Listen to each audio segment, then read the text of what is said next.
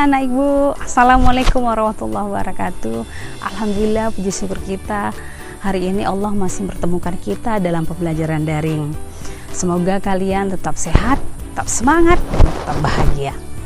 Baiklah, hari ini kita akan belajar IPS bab 4, yaitu bagian pertama tentang kehidupan masyarakat Indonesia pada masa praksara. Adapun setelah kalian mempelajari materi ini, kalian diharapkan yang pertama dapat mengidentifikasikan periodisasi masa praksara di Indonesia. Yang kedua, kalian dapat menganalisis perkembangan kehidupan masyarakat Indonesia pada masa praksara. Nah, tahukah kalian apakah yang dimaksud dengan masa praksara? Praksara berasal dari gabungan kata, yaitu pra dan aksara. Pra artinya sebelum dan aksara artinya tulisan. Dengan demikian, yang dimaksud dengan masa praksara adalah masa sebelum manusia mengenal tulisan. Mengapa tulisan menjadi pembatas waktu masa praksara? Karena aksara atau tulisan adalah hasil budaya manusia yang berfungsi mengkomunikasikan tentang sesuatu hal. Nah, sekelompok orang yang telah mengenal tulisan biasanya akan meninggalkan berupa catatan-catatan untuk generasi berikutnya. Catatan-catatan tersebut dapat berupa tulisan di batu atau dikenal dengan prasasti atau berupa naskah-naskah kuno. Baiklah, untuk mempelajari lebih lanjut kehidupan masyarakat praksara, kita akan mengidentifikasikan pembabakan periodisasi kehidupan manusia praksara. Yang pertama, periodisasi secara geologis. Periode yang menjelaskan sejarah perubahan bumi. Proses perubahan bumi terbagi atas beberapa zaman. Yang pertama, zaman Arkaikum, berlangsung kurang lebih 2.500 juta tahun yang lalu. Pada zaman ini, bumi dalam keadaan panas, sehingga tak ada makhluk hidup yang mampu hidup. Seiring dengan terbentuknya kerak bumi atau kulit bumi, makhluk hidup mulai ada sejalan dengan semakin mendinginnya bumi. Yang kedua adalah zaman Paleozoikum, berlangsung kurang lebih 340 juta tahun yang lalu. Pada zaman ini sudah muncul tanda-tanda kehidupan seperti binatang-binatang kecil yang tidak bertulang punggung. Contohnya ikan, reptil, dan amfibi. Yang ketiga adalah zaman Mesozoikum, berlangsung kurang lebih 140 juta tahun yang lalu. Pada zaman ini, kehidupan bumi semakin berkembang. Binatang-binatang mencapai tubuh yang besar, seperti dinosaurus. Zaman ini disebut juga zaman reptil, karena begitu banyak binatang reptil yang hidup pada masa itu. Yang keempat, zaman Neozoikum, berlangsung kurang lebih 60 juta tahun yang lalu. Pada zaman ini disebut zaman kehidupan baru yang terbagi menjadi dua. Yang pertama adalah zaman Tertier. Pada zaman ini, jenis reptil besar mulai punah, diganti dengan binatang menyusui seperti gajah purba atau Mammutus. Yang kedua adalah zaman Kuartier. Pada zaman ini merupakan awal kehidupan manusia pertama kali di muka bumi. Nah, periode secara arkeologis. Periode secara arkeologis didasarkan atas hasil-hasil temuan benda-benda purbakala. Berdasarkan penelitian benda-benda tersebut, masa praksara terbagi dua zaman, yaitu zaman batu dan zaman logam. Nah, zaman batu adalah zaman ketika sebagian besar perkakas penunjang kehidupan manusia terbuat dari batu. Zaman batu terbagi lagi menjadi tiga, yaitu yang pertama, zaman batu tua atau Paleolitikum. Kehidupan pada zaman ini masih sangat sederhana dan berpindah-pindah atau nomaden. Cara memperoleh makanan dengan berburu dan mengumpulkan makanan. Alat yang digunakan dari batu yang masih kasar, seperti kapak berimbas dan alat-alat serpih. Yang kedua, zaman batu tengah atau Mesolitikum. Pada zaman ini, manusia sudah ada yang hidup menetap. Alat-alat penunjang kehidupan pada zaman ini lebih maju dari zaman sebelumnya, seperti kapak pendek dan sejenis batu gilingan. Yang ketiga, zaman batu baru atau Neolitikum. Pada zaman ini, manusia sudah hidup menetap dan mampu menghasilkan bahan makanan sendiri melalui kegiatan bercocok tanam. Hasil kebudayaannya adalah kapak persegi dan kapak lonjong yang digunakan untuk alat bercocok tanam.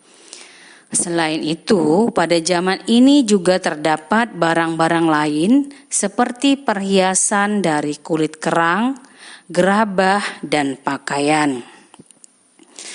Yang keempat adalah zaman batu besar atau tradisi megalitik. Pada zaman ini mulai muncul kepercayaan, yaitu pemujaan roh-roh nenek moyang. Hasil kebudayaan atau jenis bangunan megalitik diantaranya yang pertama disebut menhir, yaitu bangunan berupa batu tegak atau tugu yang berfungsi sebagai tempat pemujaan roh nenek moyang. Yang kedua disebut dolmen, yaitu bangunan berupa meja batu untuk tempat persembahan pemujaan arwah leluhur dan untuk tempat duduk kepala suku atau raja. Yang ketiga disebut kubur peti batu, yaitu tempat menyimpan mayat. Yang keempat disebut waruga, yaitu peti kubur batu dalam ukuran kecil. Yang berikutnya adalah sarkofagus, yaitu bangunan berupa kubur batu yang berbentuk lesung dan diberi tutup. Dan yang berikutnya punden berunda, yaitu bangunan bertingkat yang dihubungkan tanjakan kecil digunakan sebagai tempat pemujaan roh-roh nenek moyang. Dan yang terakhir adalah berupa hasil kebudayaan patung. Nah, itulah penjelasan tentang pembabakan atau periodisasi secara arkeologis pada zaman batu. Nah, sekarang periodisasi secara arkeologis yang kedua yaitu zaman logam. Pada zaman ini, manusia tidak hanya menggunakan alat-alat penunjang kehidupan dari batu, tetapi juga terbuat dari logam, yaitu tembaga, perunggu, dan besi. Maka pembabakan pada zaman ini dikenal dengan adanya zaman tembaga, zaman perunggu, dan zaman besi. Berikut ini adalah benda-benda peninggalan zaman logam di Indonesia, seperti kapak corong, nekara, dan cendrasa. Baiklah anak-anak ibu, periodisasi yang ketiga adalah periodisasi berdasarkan perkembangan kehidupan. Pada periode ini, masa praaksara terbagi menjadi 3, yaitu masa berburu dan mengumpulkan makanan, masa bercocok tanam, dan masa perundagian. Bagaimana perkembangan manusia pada masa-masa tersebut? Bagaimana cara mereka memenuhi kebutuhan hidup? Bagaimana hubungan antara mereka dalam membentuk kelompok? Nah, untuk mencari jawabannya, yuk kita lihat penjelasan berikut. Masa berburu dan mengumpulkan makanan terbagi menjadi 2, yaitu masa berburu mengumpulkan makanan tingkat sederhana dan masa berburu mengumpulkan makanan tingkat lanjut. Pada masa berburu dan mengumpulkan makanan tingkat sederhana ini semasa dengan zaman Paleolitikum, di mana peradaban manusia masih sangat rendah. Mereka hidup mengembara atau berpindah-pindah atau dikenal dengan nomaden. Kebutuhan makan mereka penuhi dengan berburu hewan dan mengumpulkan umbi-umbian, buah-buahan, dan dedaunan di sekitar lingkungan mereka. Tempat yang mereka pilih untuk hidup diantaranya padang-padang rumput yang sering dilalui hewan buruan, terkadang di tepi-tepi pantai. Hidupnya berkelompok dan terdiri dari kelompok-kelompok kecil. Pada masa berburu dan mengumpulkan makanan tingkat lanjut ini diperkirakan semasa dengan zaman Mesolitikum, di mana kehidupan manusia pada masa ini sudah hidup menetap walaupun sementara waktu saja. Mereka sudah mengenal bercocok tanam sederhana. Mereka juga sudah dapat membuat lukisan di dinding gua tempat yang mereka pilih untuk hidup. Peradaban pada masa ini lebih baik dibandingkan masa sebelumnya. Yang kedua adalah masa bercocok tanam. Masa bercocok tanam ini semasa dengan zaman Neolitikum, di mana peradaban manusia sudah mencapai tingkat cukup tinggi, karena mereka sudah mampu mengolah alam untuk kebutuhan hidup, seperti bercocok tanam, mengembangbiakkan binatang ternak, dan pada masa ini diperkirakan sudah melakukan kegiatan perdagangan yang bersifat barter. Mereka hidup menetap di suatu tempat secara berkelompok dan membentuk masyarakat perkampungan yang dipimpin oleh kepala kampung. Kegiatan-kegiatan untuk memenuhi kebutuhan hidup sudah mulai diatur, seperti laki-laki melakukan kegiatan yang membutuhkan tenaga, di antaranya membabat hutan, membuat perahu, membangun rumah. Sedangkan perempuan melakukan kegiatan-kegiatan menabur benih di ladang dan merawat rumah. Pada masa ini juga berkembang kepercayaan dan pendirian bangunan megalitik atau bangunan besar dari batu untuk media penghormatan dan menjadi lambang bagi orang-orang yang meninggal. Nah, setelah kalian tahu periodisasi berdasarkan perkembangan kehidupan masa praaksara, yang ketiga adalah masa perundagian. Masa perundagian berasal dari kata undagi, yang artinya seorang atau sekelompok orang yang telah memiliki keterampilan atau kepandaian. Masa perundagian adalah masa terakhir pada masa kehidupan praaksara. Masa ini diperkirakan semasa dengan zaman perunggu.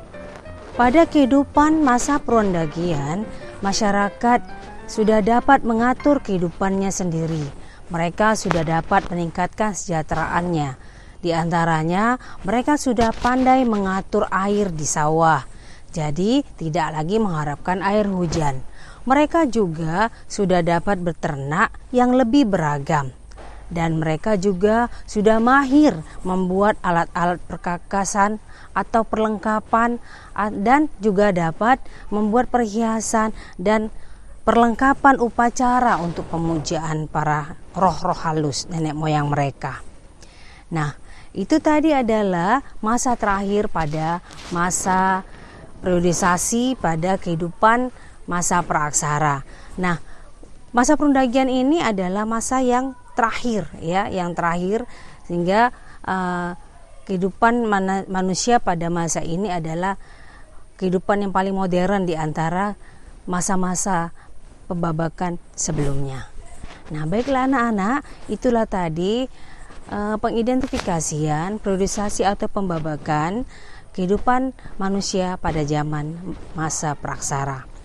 Nah, perkembangan masyarakat di Indonesia pada masa praaksara, mereka melihat kehidupan pada masa praaksara. Nah, nilai-nilai yang dapat diambil dari kehidupan pada masa praaksara diantaranya adalah nilai religius, di mana pada masa praaksara mereka sudah mulai mempercayai adanya roh-roh halus, bahwa roh-roh halus itu mempunyai kekuatan. Nah, kepercayaan terhadap roh-roh halus nenek moyang mereka itu dikenal dengan nama kepercayaan animisme.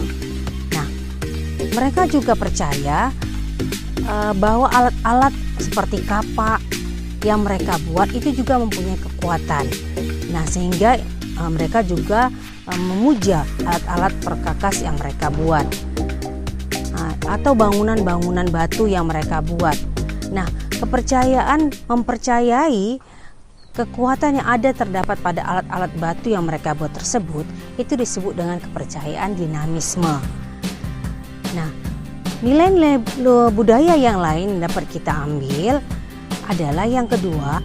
Nilai yang kedua adalah nilai gotong royong.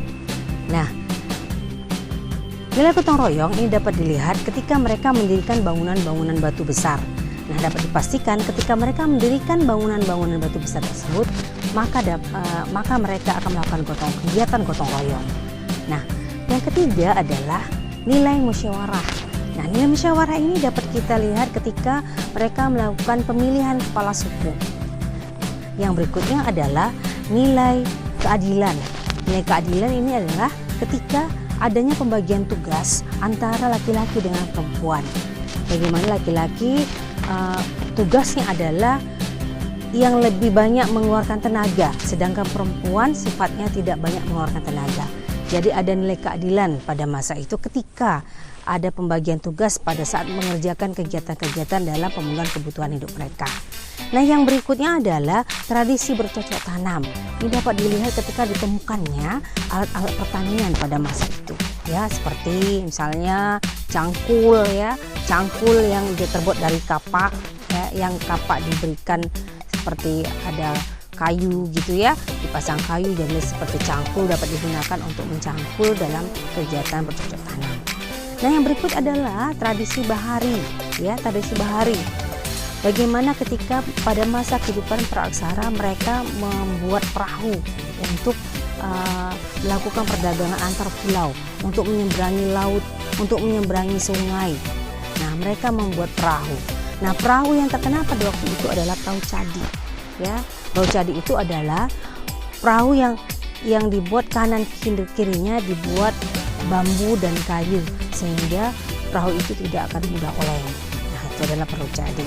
Nah, pada tradisi bahari kita dapat mengambil nilai-nilainya, diantaranya adalah bagaimana ketika mereka bisa membaca arah ketika mereka berada di lautan, ya. Jadi ilmu astronomi sudah berkembang pada masa itu, ya.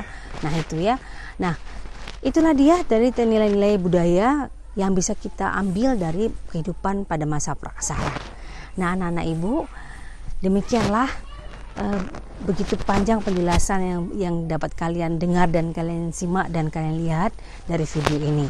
Semoga video pembelajaran daring ini dapat bermanfaat untuk kalian dan dapat menjadikan kalian menjadi lebih nyaman tinggal di rumah. Nah, walaupun kita jauh di mata tapi dekat di hati. Itu kan anak-anak sekalian. I miss you. Assalamualaikum warahmatullahi wabarakatuh.